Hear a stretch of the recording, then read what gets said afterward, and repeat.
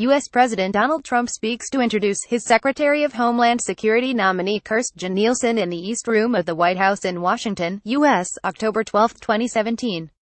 Reuters. Yuri Grippin, Washington. Reuters. President Donald Trump will lay out a more confrontational strategy toward Iran by the United States on Friday in a speech in which he is likely to strike a blow at an international Iran nuclear deal, complicating U.S. relations with European allies.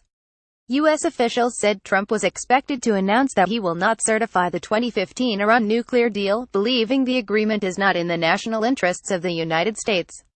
He had certified it twice before, but aide said he was reluctant to do so a third time.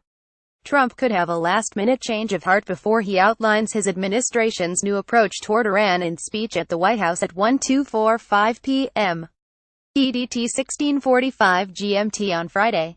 The step would not withdraw the United States from the deal but would give the U.S. Congress 60 days to decide whether to reimpose the sanctions on Tehran that were suspended under an agreement that was negotiated by the United States and other world powers during the administration of former President Barack Obama.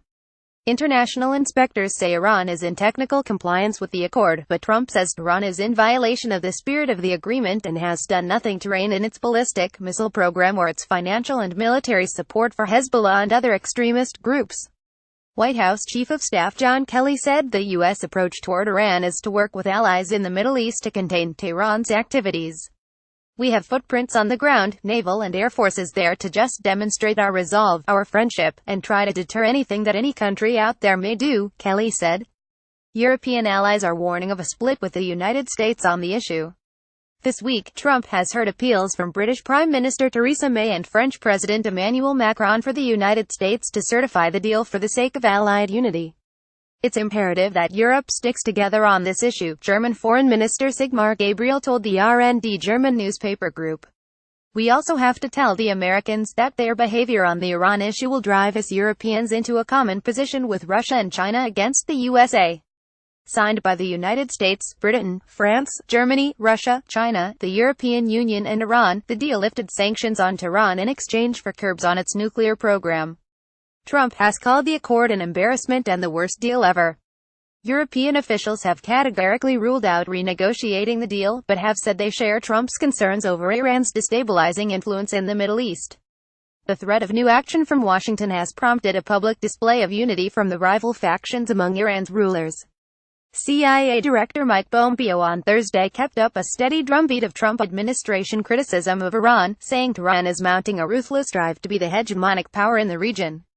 Iran's intelligence service and the Islamic Revolutionary Guard Corps are the cudgels of a despotic theocracy, with the IRGC accountable only to a supreme leader. They're the vanguard of a pernicious empire that is expanding its power and influence across the Middle East, Pompeo said in remarks at the University of Texas in Austin. In Tampa, Florida, the head of U.S. Central Command said he was concerned about Iran's long-term activities in the region.